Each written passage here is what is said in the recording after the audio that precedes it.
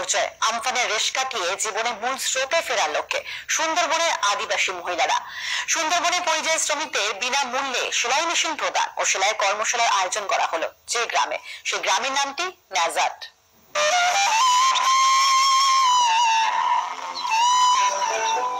বসিরহাট মহকুমার সুন্দরবন অঞ্চলে ভিন রাজ্যে থাকা 50টি আদিবাসী পরিবারের শ্রমিকদের বিনামূল্যে সেলাইয়ের কাজের কর্মশালা ও বিনামূল্যে সেলাই মেশিন প্রদান করা হলো মা শারদা ওয়েলফেয়ার সোসাইটির পক্ষ থেকে। নতুন বস্ত্রের পাশাপাশি হাতে কলমে প্রশিক্ষণের ব্যবস্থা করেছে এই স্বেচ্ছাসেবী সংগঠন।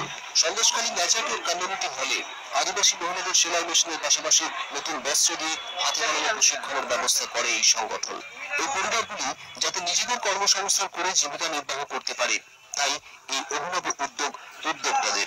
উপস্থিত ছিলেন স্বামী পরিশুদ্ধানন্দজি মহারাজ, পঞ্চায়েত সমিতি সভাপতি চন্দনা মাহাতো, বিডিও সুপ্রতিম আচার্য, সোসাইটির সম্পাদক শুভাশিস মন্ডল সহ বিশিষ্ট জনেরা।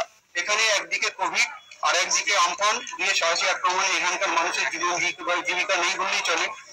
সেখানে দাঁড়িয়ে আমরা ভেবেছি যদি এদের হাতে এই মুহূর্তে সেলাই মেশিনটা তুলে দেওয়া হয়, আমাদের প্রত্যেকের মাস্কটা পরা ভীষণ জরুরি।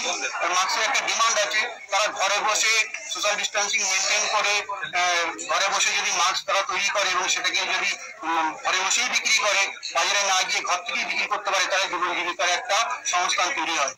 বাড়ি ফিরে জীবিকার সমস্যায় জেরবার ছিল এই আদিবাসী পরিবারগুলো। নতুন কর্মসংস্থান রীতিমতো মুখে হাসি ফুটিয়েছে সুন্দরবনের প্রত্যন্ত অঞ্চলের আদিবাসী পরিবারগুলোর সদস্যদের মুখে। কলকাতা টিভির জন্য বসিরহাট থেকে সঞ্জিত চক্রবর্তী রিপোর্ট। গ্রামের নামটি নেজাট।